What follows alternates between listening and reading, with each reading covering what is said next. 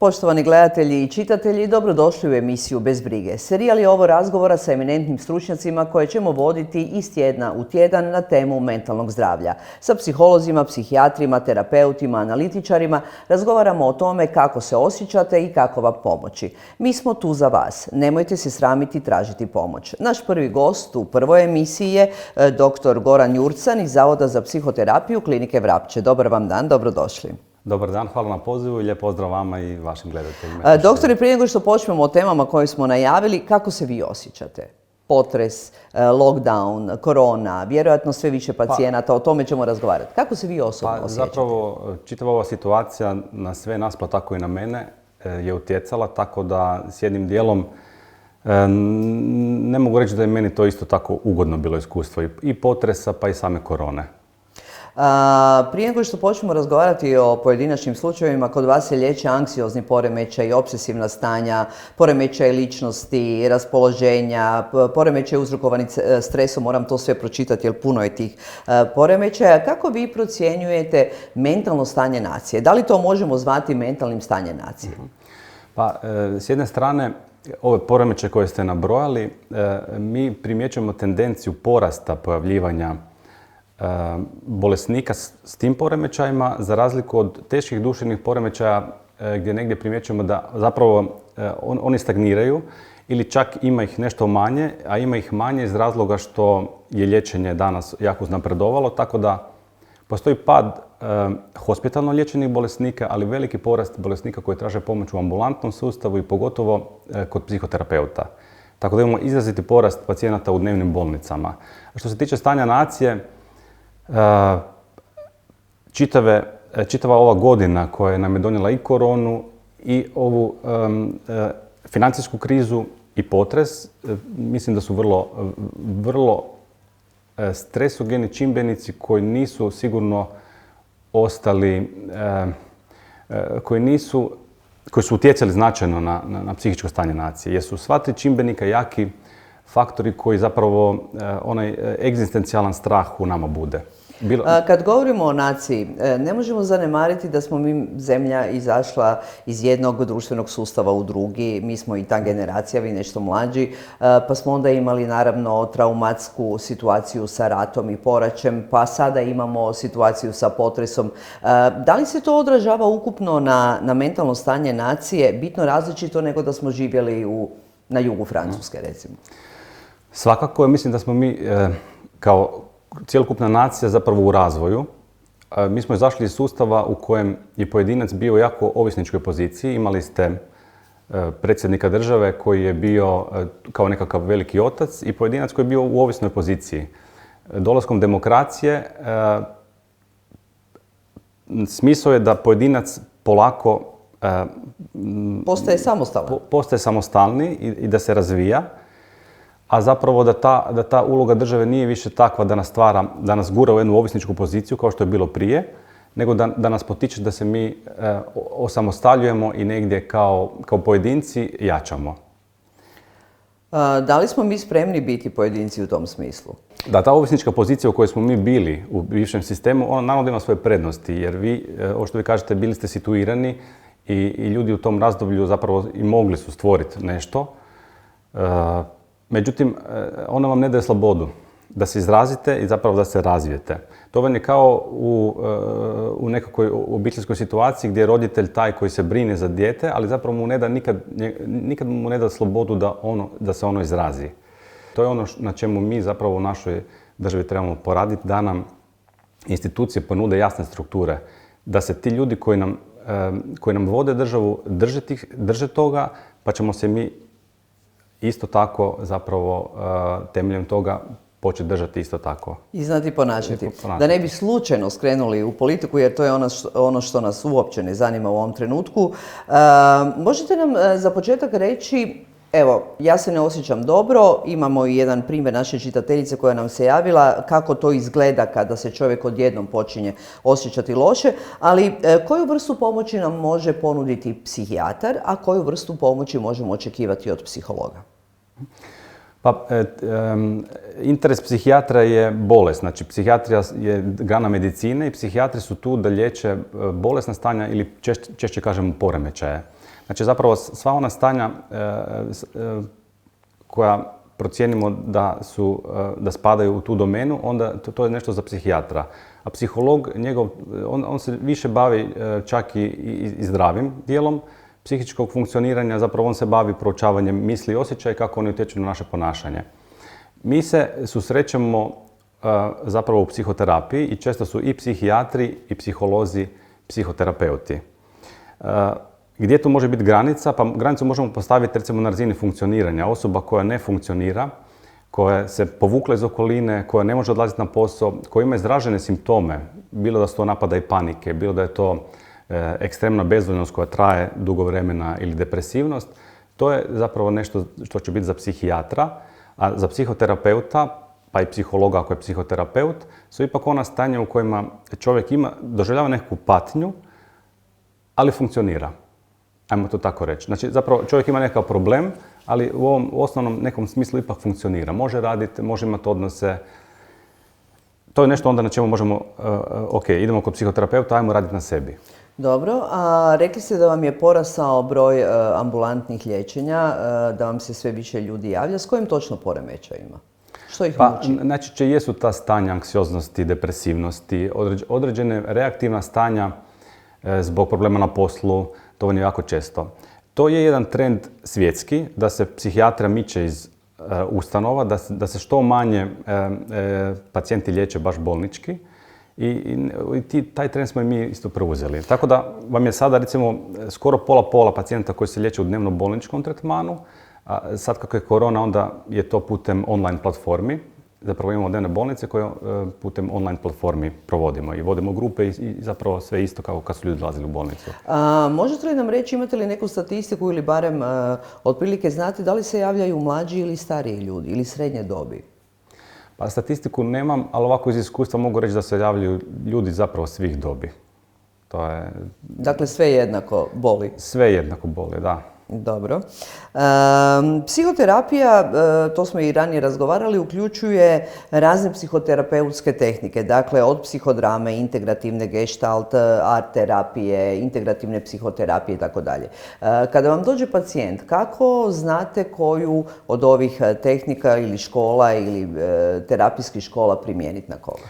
Pa, mi zapravo imamo terapeute gotovo iz svih ovih tehnika koje ste naveli, tako da oni prolaze grupe, odnosno tretmane gotovo iz svih tih tehnika koje ste naveli.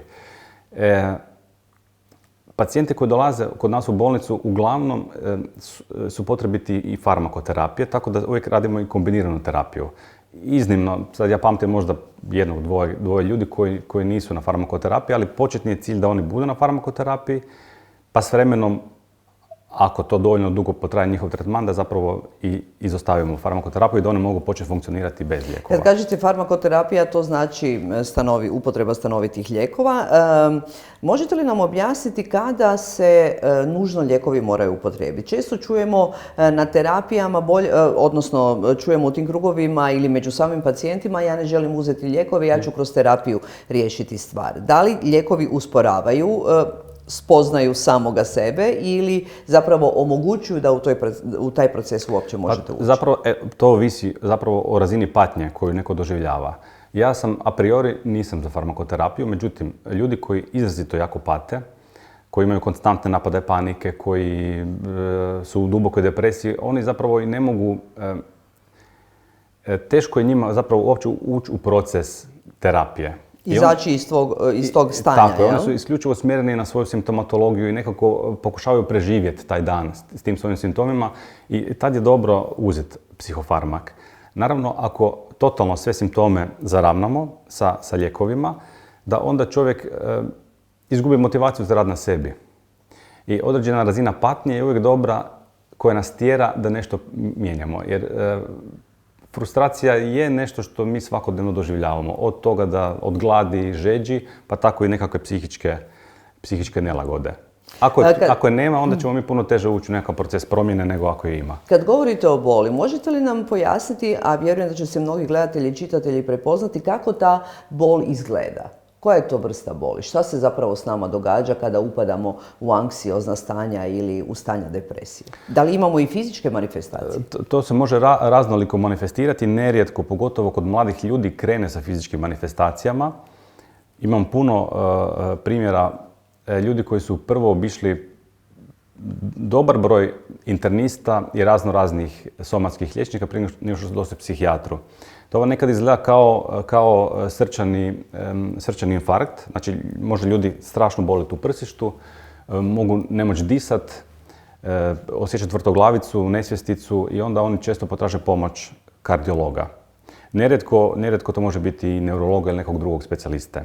Da li ti specijalisti onda kada naprave nekakve nalaze, dobiju i tako, vide da ništa nije tjelesna bolest, da ju tako nazovem, nego da je stvar negdje drugdje? Pa neki uspiju to prepoznat, neki ne.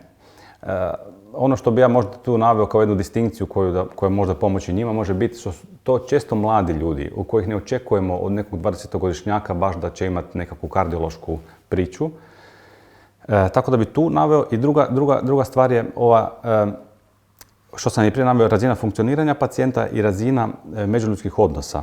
Kad imamo osobu koja već neko vrijeme ne funkcionira, ne odlazi na fakultet, ne odlazi na posao, povukla se od okoline, to nam ona već alarm mora zazvoniti. Znači da ipak neko ko boluje od srčane bolesti niti se izolira. Neće imati problem odlaziti na fakultet ili na posao. Niti se izolira od okoline, i ima normalne relacije. Znači neko ko ne može ili ko ima već dulje vremena problema u relacijama s drugim ljudima ili ko ima problema funkcionirati, to su nam dva, po meni inače, glavna faktora koji mi govore u prilog da se tu nešto radi ipak o psihičkoj bazi bolesti, a ne o nekakvom tjelesnom stanju. Dobro, mi imamo jedan video koji smo snimili sa čitateljicom, podaci su poznati redakciji, pa predlažem režiji da ga pogledamo, da vidimo kako to izgleda kada se ne može ući u dan opušteno.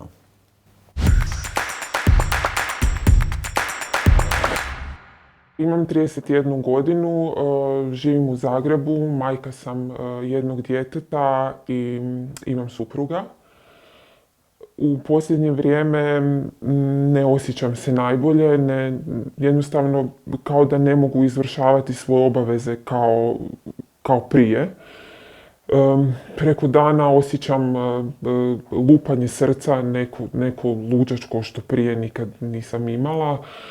Umorna sam, a preko noći ne mogu spavati. Dlanovi mi se znoje. Ja više ne znam što napraviti, kome se obratiti. Prijateljicama ne mogu, ne razumiju u kakvoj sam situaciji. Ne znam da se obratim liječniku opće prakse, psihologu, psihijatru. Ne znam koje je rješenje.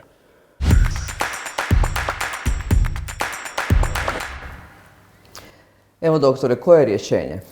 Kome se obratiti? U ovakvim situacijama ja mislim da je uvijek najbolje javiti se svom obiteljskom liječniku, a ne sam tražiti nekakve psihologe ili psihijatre, jer obiteljski liječnik i zna našu cjelokupnu priču i zna našu povijest i mislim da on najbolje može procijeniti kome nas uputiti. Tako da bi ja gospođi preporučio nek se prvo javi svom obiteljskom liječniku. Dobro, ali za sve one naše gledatelje i čitatelje koji ne znaju kako da procedura ide, možete li nam vi sada objasniti? Javimo se obiteljskom liječniku i onda nas on uputi.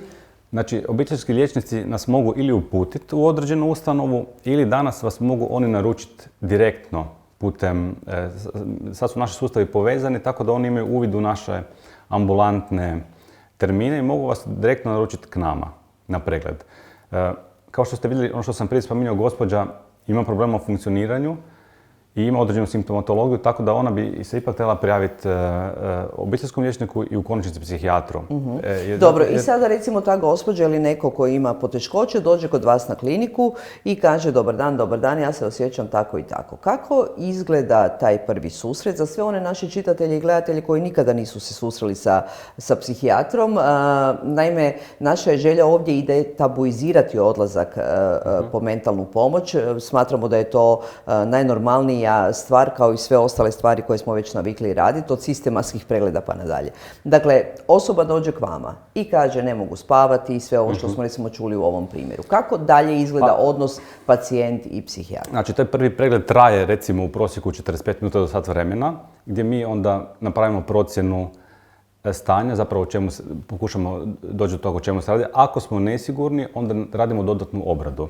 Ne treba smetnuti s uma da i nekakva tjelesna stanja mogu također uzrokovati psihičke tegobe.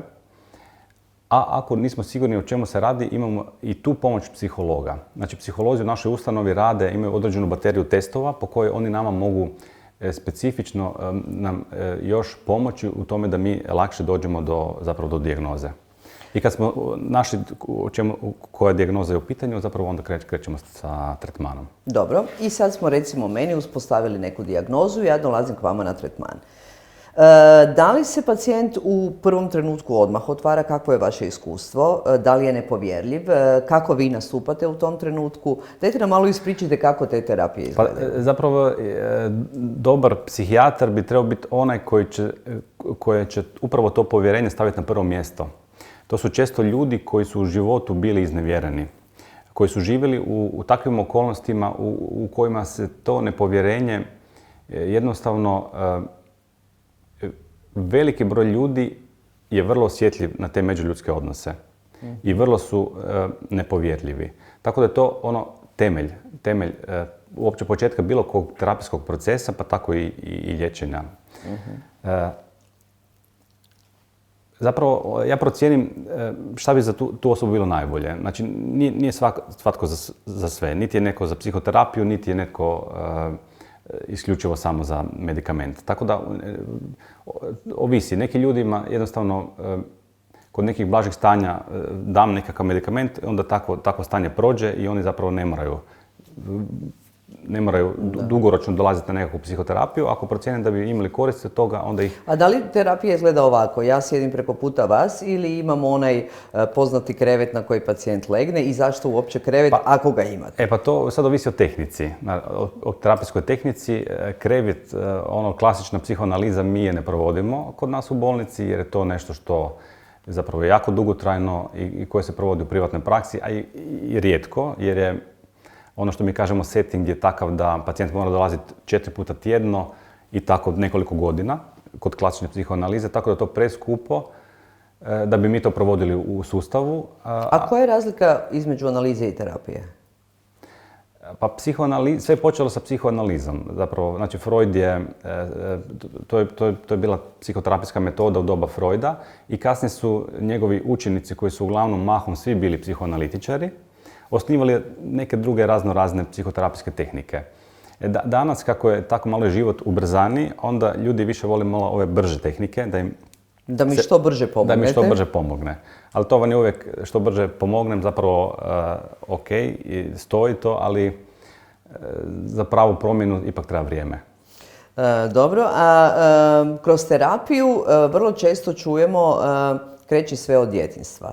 To je ona jungovska. Je li to uistinu tako? Jesmo li mi u djetinjstvu pospremili neke obrasce koje onda kroz potres zapravo se odjednom pojave, a mi smo mislili da ih se ne sjećamo ili kako to ide? Malo pojednostavite samo. Zapravo, znači, već kad ste spomenuli psihoanalizu i sve te analitičke terapije, kao što su psihoanalitička terapija, to je ovako amfas. Znači, psihoanaliza je kad pacijent leži na kauču. A u terapiji ne leži na kauču? U psihoanalitičkoj psihoterapiji ne, nego su jedan nasuprot drugog i imate grupnu analizu kad su ljudi u krugu. Zapravo, teoretski temelj je da se sve te terapije da se ponavljaju se odnosi koje smo mi doživljavali kao djeca, odnosno u djetinjstvu. Kojih smo svjesni ili kojih nismo svjesni? To je smisao kojih smo nesvjesni. Znači emocije koje smo negdje potisnuli i koje su se javljale, ne samo emocije, i misli i sve što ide uz jedan odnos prema nama bitnim figurama, a to se sad reaktivira u sadašnjem trenutku. I na temelju toga te analitičke terapije rade da onda se to proradi. Ako, recimo, već kad smo kod ovog povjerenja, ako smo imali roditelje u koje nismo mogli imati povjerenja, zapravo Mi danas onda hodamo po svijetu isto tako bez tog bazičnog povjerenja prema ljudima i to je jedna jako, jako teška pozicija. Sad je ono što me ključno zanima. Ja nemam povjerenja prema roditelju u svojoj rane mladosti. Dolazim k vama, nemam povjerenja u ljude. Što radite da steknem povjerenje u vas, da se dovoljno otvorim, da iscijelimo tu moju ranu? Zapravo je to ključan moment. I zato je bitno da je psihoterapeut izrazito osoba koja je svjesna toga da je to temeljni rad, da zapravo pacijent stekne povjerenje, a steknut će ga ako se ja držim onoga čega smo se mi dogovorili. Zato je struktura terapije vrlo jasna. Znači vi imate točno određene termine, točno određen setting, znači kak sjedimo, gdje, prostorija i vrlo je bitno da se ja toga držim i da pacijent zna da se u svakom trenutku može osloniti na mene. Znači da neće doći na terapiju, a da mene nema, da mu nisam javio ili da... Kreće se dakle od onog bazičnog povjerenja. Tako je, ali to vam je isto zapravo u svim odnosima, pa tako i u odnosu roditelj-dijete. Roditelj mora tu biti konstantan. Ako on nije, onda dijete ne može stvariti taj bazično povjerenje prema samom roditelju. Ja znam da naše gledatelje koji se nalaze u ovim situacijama koje sada opisujemo zanima koliko je vremena potrebno da bi se vratili u svoje normalno stanje. To je naravno od pacijenta do pacijenta, ali možda ipak, ako sam došla sa poremećajem depresivnog stanja, dakle sve mi je odjednom crno, bojim se, koliko, ako ipak funkcioniram u životu, treba vremena i terapije, možda i lijekova, da bi se vratila u nekakav normalan život? To je vrlo individualno, ali prognostički je svakako puno bolje kad vidite da neko ima dobru pozadinu, ovo što ste rekli, znači da funkcionira, da ima funkcionalnu obitelj, da ima relativno dobre odnose i takvi pacijenti koji dođu, onda mi odmah znamo da su oni imaju bolju prognozu. Jednako tako, dobar je pokazatelj da oni lako uđu u interakcije s drugim ljudima. Znači, kad mi njih stavimo u našu terapijsku zajednicu, jer mi radimo na principu terapijske zajednice, onda zapravo vidimo koji pacijenti ulaze u interakcije, a koji se izoliraju od drugih. I uvijek je loša prognoza ovih koji nikako ne uspijevaju prebroditi taj početnu nelagodu i ući u interakcije s ostalim pacijentima. Da li kad uđemo u tu vrstu liječenja ono zahtjeva svo naše vrijeme ili možemo funkcionirati na poslu i u obitelji ipak djelomično, a djelomično odvojiti vrijeme za terapiju? Pa to opet ovisi o kakvom smo se modusu terapije odlučili. Znači, ako je to nekakva terapija koja se odvija 2 puta tjedno u određeno vrijeme, onda zapravo mi možemo totalno normalno nastaviti sa svojim funkcioniranjem. Ako je stanje toliko loše da je potrebna hospitalizacija ili liječenje u dnevnoj bolnici, onda najčešće moramo ipak... To je ta nezgoda. Čovjek mora onda prestati raditi da bi mogao doći u bolnicu, odnosno da bi mogao... Kako je vaše iskustvo kada čovjek prestane raditi da bi se liječio od psihičkih bolesti i poremećaja, odnosno to je zapravo jedan od razloga psihičke bolesti ili poremećaja kao tabua. Ljudi nekada skrivaju svoja stanja jer se boje osude okoline. Koliko je to još uvijek živo u našem društvu? Pa mislim da je još uvijek živo, iako upravo veći broj ljudi sa tako nekakvim ipak reaktivnim stanjima, sam pokazatelj da se ipak destigmatizira psihijatrija, da se upravo oni sve više javljaju k nama. Nekad je zapravo naša bolnica Vrapče je osnovana da bi se ovi neki najteži bolesnici sačuvali od toga da ne lutaju i tumaraju gradovima i diljem Hrvatske, onda se tako jedna ustanova oformila da bi se oni čuvali, ali zapravo danas mahom većina pacijenata je funkcionalna i vi ne možete prepoznat na ulici da je neko se liječi u Vrapču od nekog ko se ne liječi. Dakle, sve ove bolesti o kojima smo razgovarali, da li su to bolesti ili poremećaji? Kako vi to stručno zovete? To su uglavnom poremećaji. Znači, bolest, kad kažemo bolest, onda vi znate točan uzrok, znate cijeli slijed. U psihijatriji rijetko baš točno znamo uzrok bolesti. To je psihijatrija. Postoje ova teža duševna stanja koja su više biološki uvjetovana, ove recimo nekakva stanja koja su više okolinski i... Dakle, želite reći da depresija, anksioznost, napadi panike nije nešto što je genetski uvjetovano? Pa, mislim, za sve imamo genetsku predispoziciju, ali mi ne možemo točno, recimo, kad neko dođe s nama s anksioznim stanjem, ne možemo reći, točan uzrok. Kao što možete reći kad imate upalu pluća od streptokoka, pa znate, streptokok je uzrokovao upalu pluća, znamo kako ga liječiti. To u psihijatriji nije baš toliko nije jasno. Tako egzaktno. Nije baš tako egzaktno, da. Najčešće. Da. Da li pacijenti kad dolaze vama imaju tu nelagodu da će poluditi, da nisu normalni, da tome nema lijeka, ili dođu ipak s nekom vjerom da za to postoji rješenje? To sad isto ovisi. Znači, ovi pacijenti koji dođu s tim ogromnim strahom da ću poludjeti, najčešće vam je to u pozadini nekakva nagonska prijetnja kojih se oni jako boje. Ili vlastite agresije, ili vlastite seksualnosti. Ljudi koji gutaju vlastitu agresiju, onda mogu, u trenucima kada ona polako izbija na površinu, se preplaši toga. I imate osjećaj gubim kontrolu nad sobom, poludjet ću, u strahu su, znači zbog toga. I kako onda to rješavate kad to iskomuniciraju? Kroz te grupne terapije? To je dosta zahtjevan proces i zapravo ono što ja vidim puno zapravo ljudi koji upravo s tim gutanjem emocija imaju problem, a vi kad progutate emociju, onda ona negdje izbije. Ili kroz tjeskobu, ili kroz napade panike na neki drugi način. Ali, doktore Jurcan, mi smo svi odgojeni da gutamo emocije. Dečki ne plaču, curice ne smiju biti cendravi, ne smijemo biti agresivni, ne smijemo vikati, ne smijemo ovo, ne smijemo ono. Dakle, kako naći zdravi balans između toga da ispoljimo svoje emocije, pozitivne i negativne, ne ugrozimo okolinu i zapravo ostanemo iznutra stabilni? To je naravno sad pitanje svih pitanja, ali razumijete šta želim reći? Ja se ne bih složio da su svi tako odgojeni, a ti koji su odgojeni, zapravo to nije dobar odgoj. Dobro. I onda ih vi suočite s tim da su bili krivo odgojeni? Gledajte, cilj je da te emocije koje su nekad morali potisnuti, sad izađu na površinu. Jer oni često vam imaju osjećaj, recimo, kad gledamo s agresijom problem, ja imam isto malo dijete pa vidim sad ono u 2. godini koliko je on ima te nerafinirane agresije. Ako roditelj s tim ne zna izaći na kraj, oni to negdje moraju potisnuti. I oni su svjesni da ta agresija je tolika da ona razarajuća. Ja razaram svojom agresijom objekt ispred sebe, a samim time i sebe.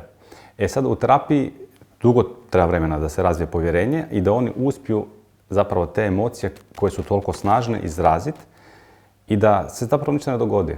Da ja ostajem u odnosu s njima. Da ih integriram kao dio sebe i da mogu time ovladati. To je zapravo. Tako. I da zapravo da možemo izraziti sve emocije. To je smisao prave terapije. Da ja mogu sve što osjetim iznijeti na površinu, izraziti. Da možemo o tome razgovarati. Da ništa ne mora biti tabu. Da li možemo onda složiti ovakav hologram? Dakle, nešto što sam godinama pospremao u sebi je nekom vanjskom intervencijom, potres, lockdown, egzistencijalni strahovi, izašlo van, ne znam to prepoznati i zapravo nije ništa strašno, samo trebam potražiti pomoć. To sam sad malo pojednostavila. Možemo, gledajte, ovi ljudi koji imaju i sami jednu strukturu možda malo fragilniju, što mi kažemo, što su bazično nesigurni i ta nekakva, njih je potres mnogo jače i zapravo cijela ta egzistencijalna situacija koja je tak loša, mogu ih je jače na njih utjecati. Nego neko ko je recimo relativno sve faze razvoja dobro prošao, ne? Po vama, odnosno ne po vama, nego imate iskustva naravno sa bolničkim liječenjem, što je ljude više streslo, potres ili korona i lockdown? Isto jako individualno. Imate ljudi koji dođu, kažu meni je korona totalno, uopće nije mi nešto što me plaši. Sad to može biti, neki iznegiraju problem u potpunosti. To je jedna nezrela obrana, ali koja nam pomaže. Ne postoji korona, kažu, to je izmišljotina i oni su mirni. Jer su iznegirali stvar. A s druge strane imate ljudi onda koji se, ovisi, neki se boje jako korone, neki se boje potresa, i neki oboje. Individualno jako, da. Da li ste vi na sebi primijetili neke velike promjene? S tim smo ušli u emisiju, idemo prema kraju.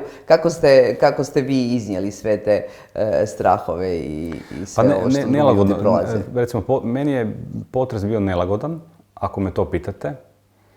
I neko vrijeme, a to je normalno, neko vrijeme sam isto tako na ove nekakve prolazak kamiona, onako malo odreagirao. I što je zapravo klasično za tako nekakve jakve, zapravo potres je bio jedan stresor koji je izrazito snažan i ulovi nas iznenada. Imate često ljudi kažu, ja čuo sam za potres, ali nisam nikad razmišljao o tome. To vam je ono kao jedna lagana posttraumatska reakcija, zapravo prevelik je stresor, a mi smo nepripremljeni. Još nas je u snu ulovilo onaj prvi potres. Možete li mi reći u ukupnom našem tjelesnom, fizičkom zdravlju koliko je važno mentalno zdravlje? Koliko dugo možemo potiskivati, sakrivati? Ja mislim, mentalno zdravlje, ono što ja kažem, vaše vas mentalno zdravlje prati od jutra do sutra. I neko ko se psihički pati, on se pati svaku minutu njegovog života, najčešće. Ja mislim da iz tog razloga su to jako, jako bolna stanja i za razliku od, ne znam, nekakvog prijeloma noge, on za vi se patite 2-3 mjeseca i gotova je priča. Ali u ovim situacijama često ljudi godinama izrazito pate. I zato i dolazi do onog da ljudi pomišljaju na suicid jer više ne mogu to izdržati. Nemaju više načina da se bore sa sobom. Nemaju načina da se bore i nemaju više kapaciteta uopće da to izdrže. Da. Hvala vam lijepa na ovom gostovanju. Nadam se da ćemo se još koji puta vidjeti tijekom ove godine. Poštovani gledatelji i čitatelji naših portala i printa, budite s nama i drugi ponedjeljak u 19 sati.